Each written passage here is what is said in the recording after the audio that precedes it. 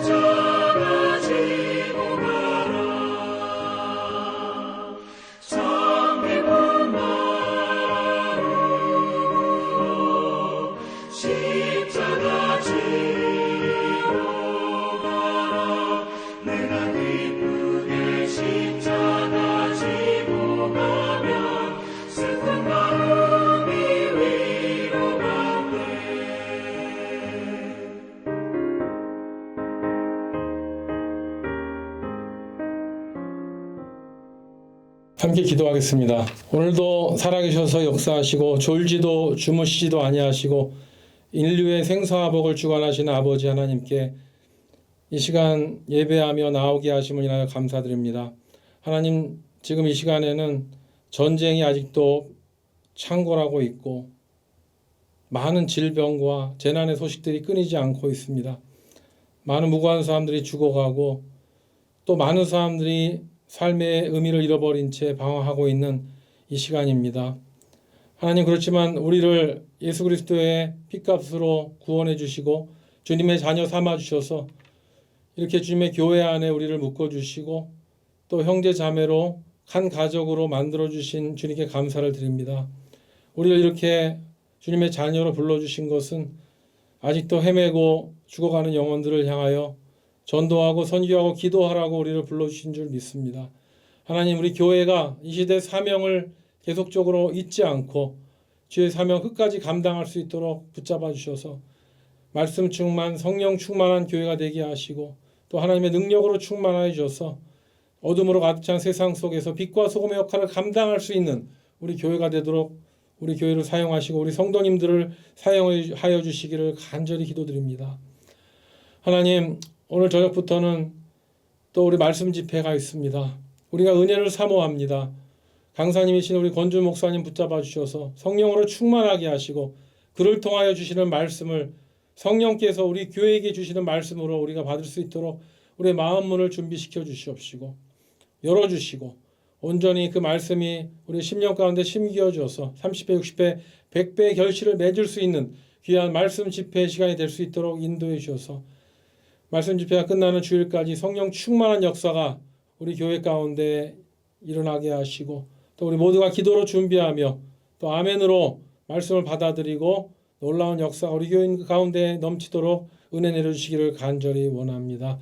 이 시간 또한 주의 말씀을 들을 때 성령께서 우리 각자에게 말씀하여 주시고 말씀을 통하여 더욱더 우리 삶 가운데 지혜를 얻고 또 방향을 올바르게 설정할 수 있는 또 올바르게 기도할 수 있는 복된 시간 되게 하여 주시옵소서. 우리를 죄에서 구원하신 예수님의 이름으로 기도드립니다. 아멘.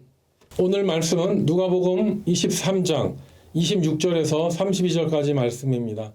성경이나 자막을 참조하시고 제가 읽어드리도록 하겠습니다. 그들이 예수를 끌고 갈 때 시몬이라는 구레네 사람이 시골에서 오는 것을 붙들어 그에게 십자가를 지워 예수를 따르게 하더라.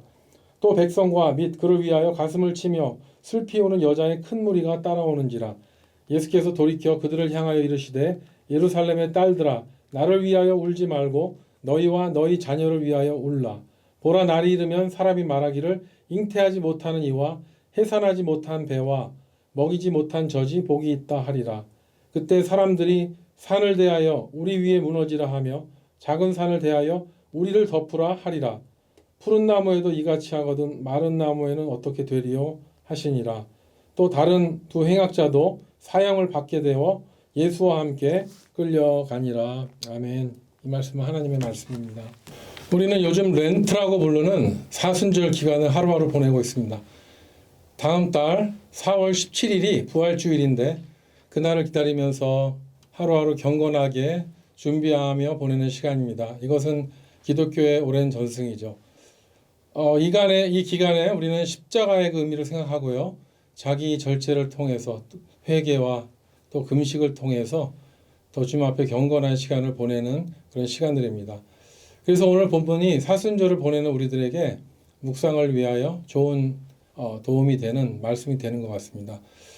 전에는 서방교회에서 사순절 기간에 입에 즐거움을 주는 음식, 그 육류를 삼갔고요. 그리고 심지어는 그 동방정교에서는 아주 스트릭트하게 계란이나 우유, 버터, 치즈까지도 삼가는 그런 사람들도 있었죠. 지금도 그렇게 하는 사람도 있습니다.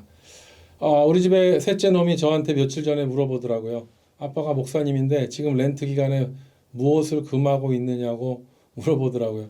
그래서 제가 오히려 아들에게 물었습니다. 너는 요즘에 뭐를 금하고 있느냐 그랬더니 자기는 요즘에 아이스크림을 안 먹고 있답니다. 부활절까지 먹지 않겠다고 합니다.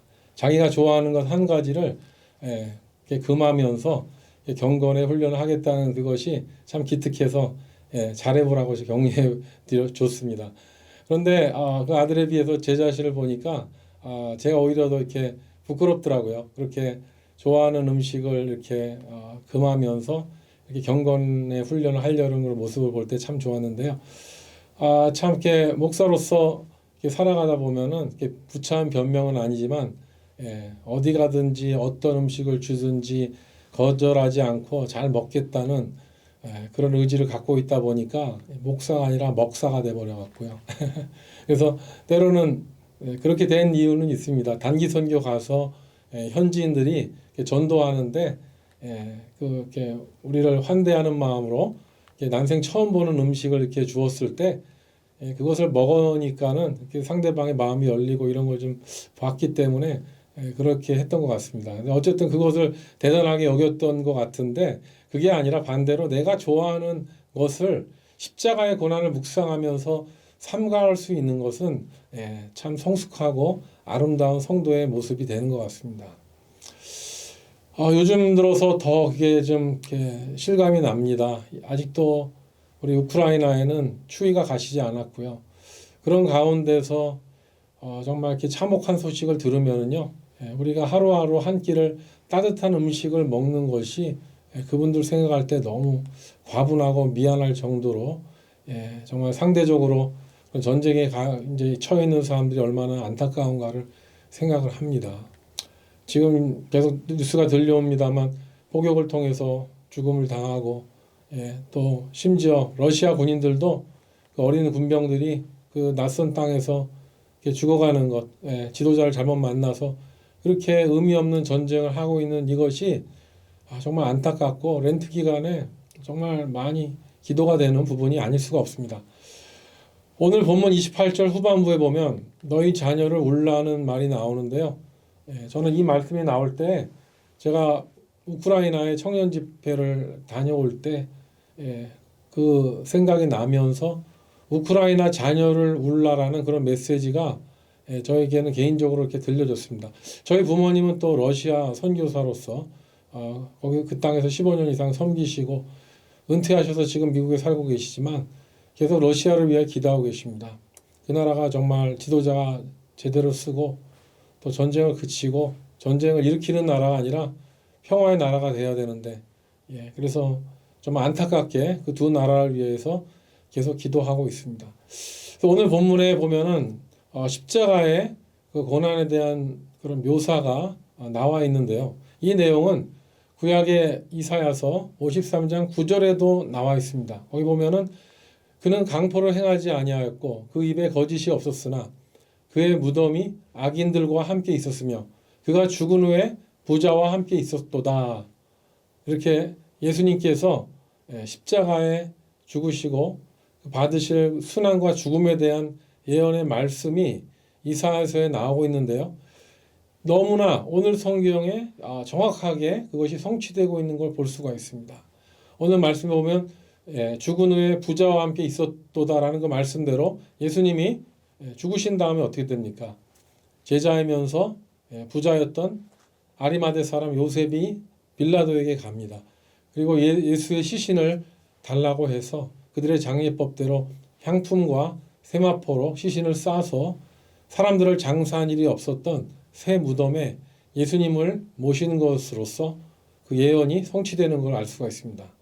그리고 그것에 앞서서 오늘 32절에 나온 대로 또 다른 행악자도 사형을 받게 되어 예수와 함께 끌려가니라 라는 그 말씀대로 이사야서의 53장 9절에 보면은 그의 무덤이 악인들과 함께 있었으며 라는 그 내용으로 또 예언이 성취되는 것을 알 수가 있는데요. 예수님 당시에 십자가형을 언도받는 사람은요.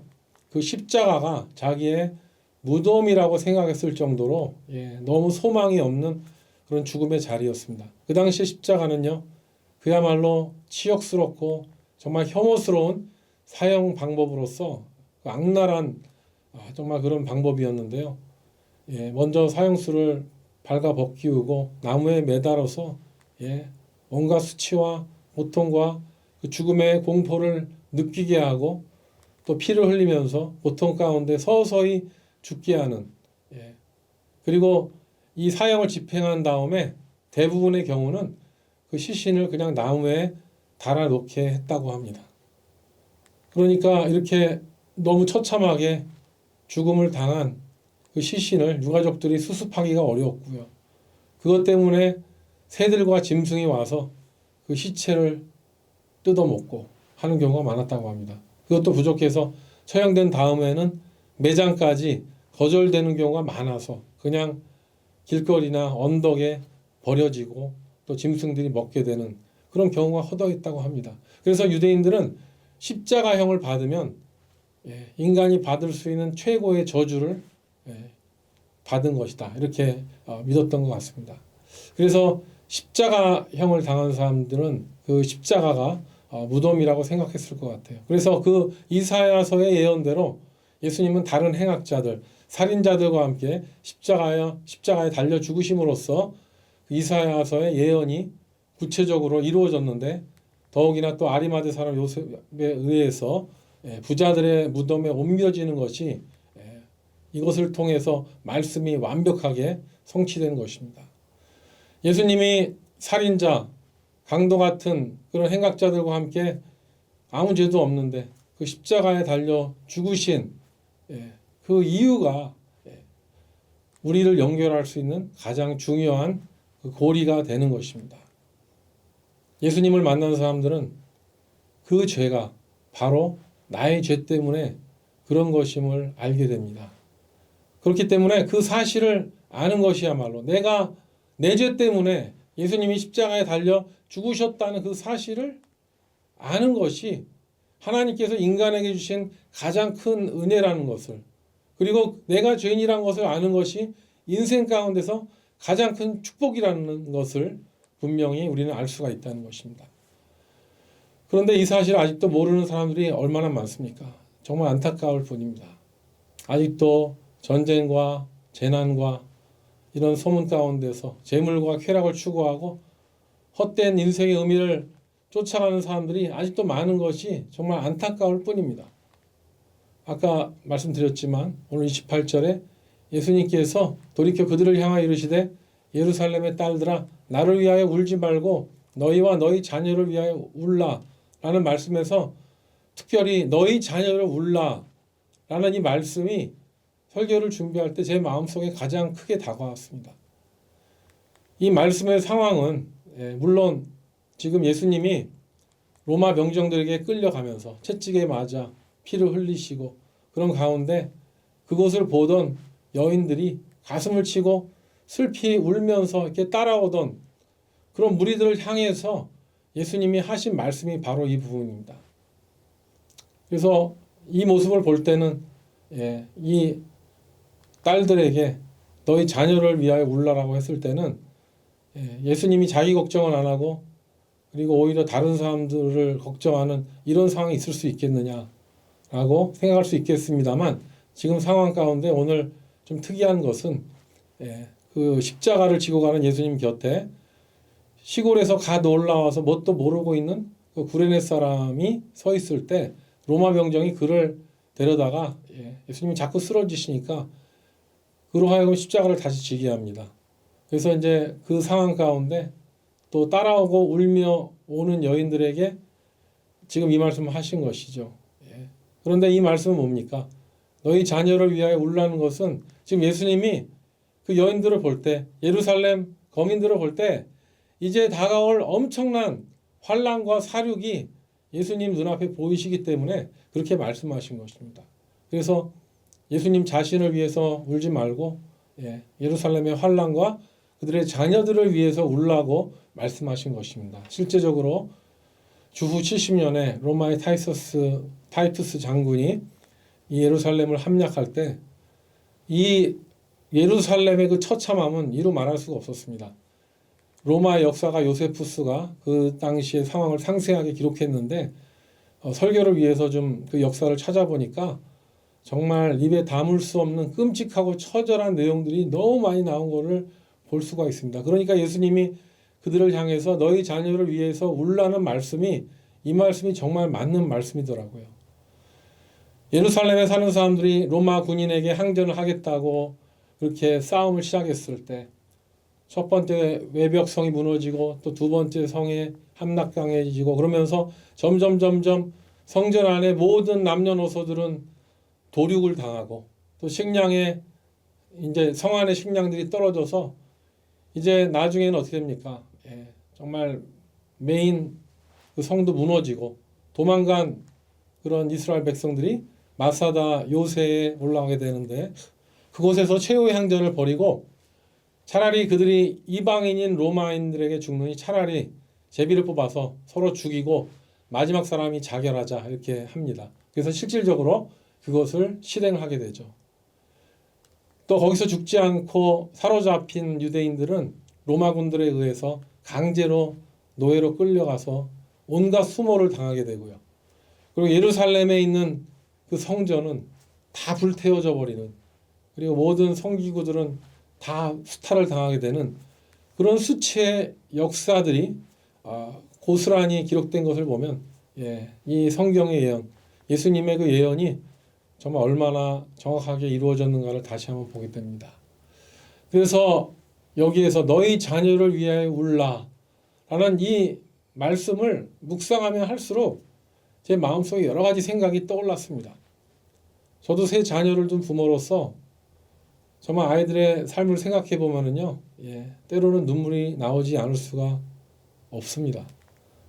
아이들을 보면 한편으로는 감사하고 잘 커준 거 고맙고 놀랍고 예쁜데, 그런데 정말 요즘같이 지금같이 힘들고 험한 세상에 살아가는 모습을 보면은요, 아이들이 기특하면서도 왠지 정말 아이들 볼 때 안타까움이 있어요.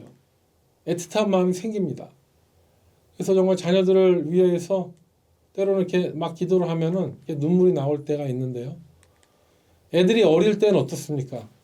밤새도록 그 열이 떨어지기를 기다리면서 마음 절절해하면서 그렇게 기도했던 우리 부모님들.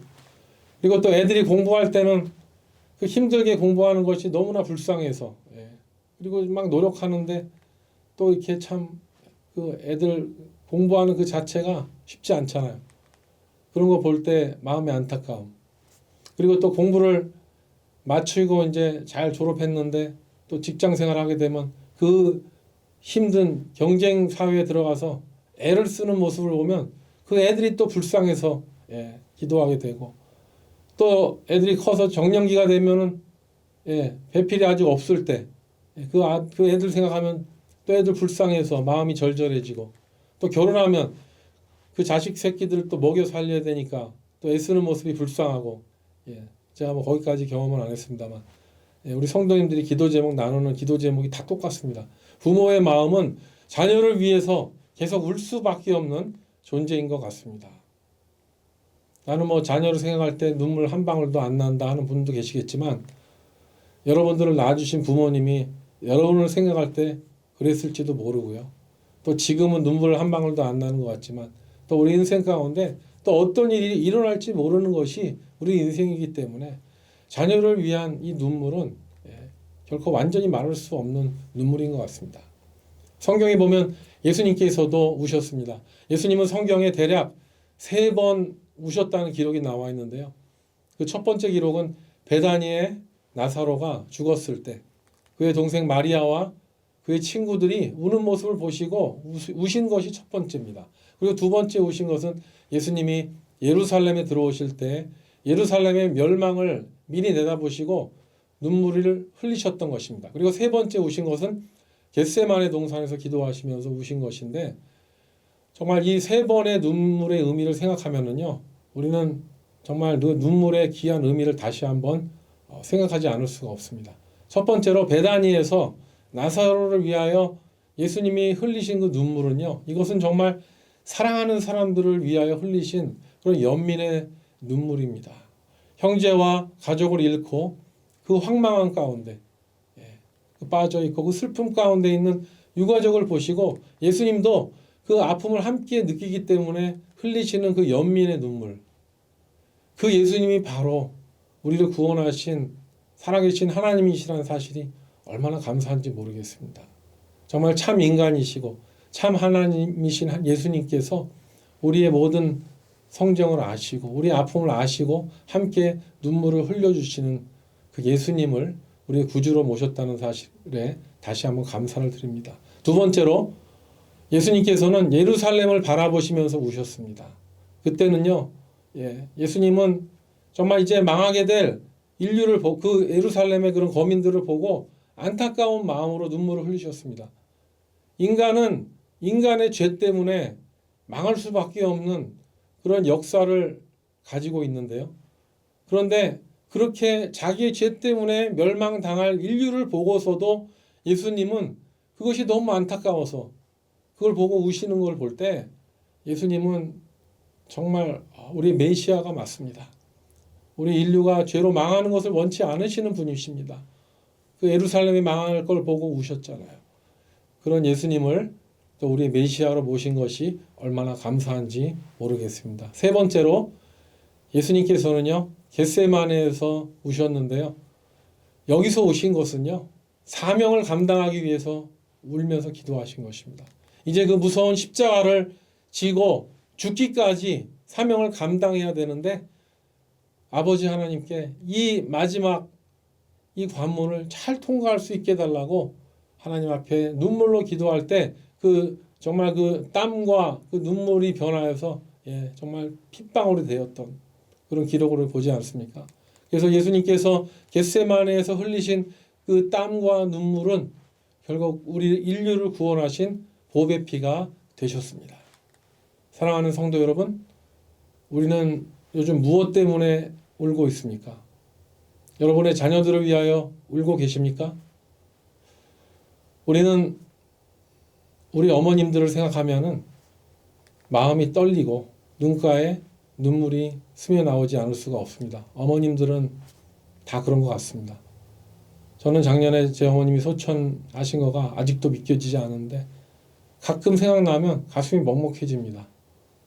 오늘 본문을 읽다가 예수님께서 너희 자녀를 위하여 울라라고 말씀하셨는데 그 말씀을 떠오르니까 어머님이 저 때문에 우셨던 그 기억이 문득 떠올랐습니다. 제가 아주 어릴 때였는데요. 저희 어머니께서 회초리로 그날 제가 아주 잘못했을 때 아주 저를 매섭게 혼을 내셨습니다. 그런데 저를 혼낸 다음에 울고 있는 저를 껴안고 어머니가 그 다음에는 우시면서 기도하시더라고요. 그랬을 때 저의 어린 마음에 우리 엄마는 이렇게 나를 혼을 내고서 자기는 왜 우시는가 하는 그런 생각이 지금도 떠오릅니다. 그래서 오히려 저는 눈물이 이렇게 끊어지고 엄마가 우시는 걸 보면서 다시는 엄마의 마음을 아프게 하면 안 되겠다 하는 그런 생각을 어렸을 때 했던 것이 어렴풋하게 기억이 납니다. 그런 어머니께서 이제 천국에 먼저 가시고 제가 이제 부모가 돼서 이제 아이들을 바라보게 된다면요, 정말 그 어머니 마음으로 볼 때 아이들의 믿음을 위해서, 아이들의 진로를 위해서, 배우자를 위해서, 또 아이들이 또 살아가야 될 이 세상에서 아이들이 승리할 수 있도록 그렇게 아이들 위해 기도해야 되겠다는, 어머니같이 울면서 기도해야 되겠다는 생각을 하게 됩니다. 지금 이 시대의 문제가 뭡니까? 울음이 말라버린 것입니다.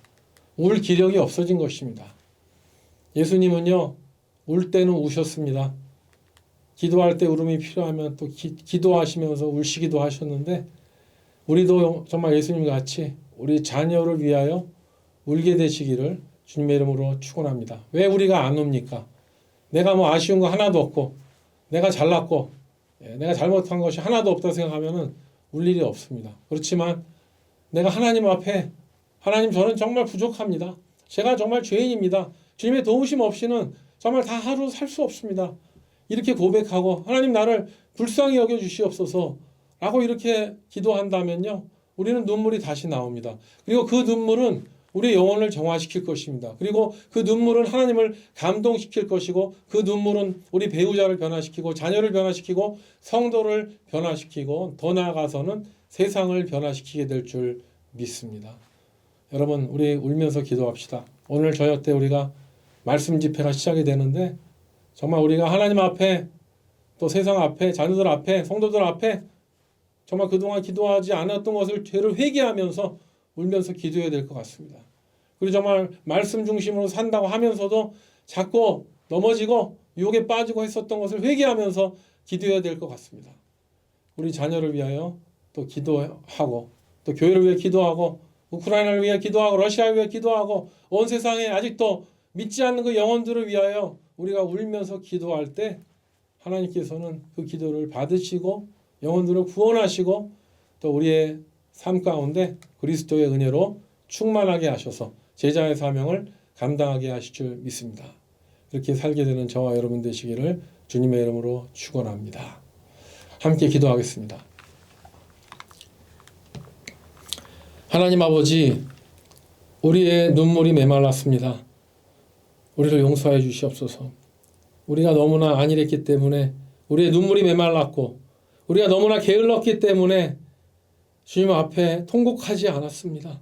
너무나도 많은 기도 제목들이 우리의 산재에 있지만 우리가 너무나 둔감했습니다. 아버지, 우리를 용서해 주시고 정말 이런 시대 가운데 우리를 불러주신 것은 정말 복음을 증거하며 또 기도하며 주의 사명을 감당한 자로 서야 될 텐데 하나님, 그렇지 못했던 것을 이 시간에 회개하면서 우리의 자녀들을 위하여 울고 우리 성도들을 위하여 울고 또 우리 자신을 위하여 울고 그렇게 주님 앞에 울며 나아갈 수 있는, 그렇게 기도하며 나아갈 수 있는 우리 모든 성도 되게 하여 주시옵소서.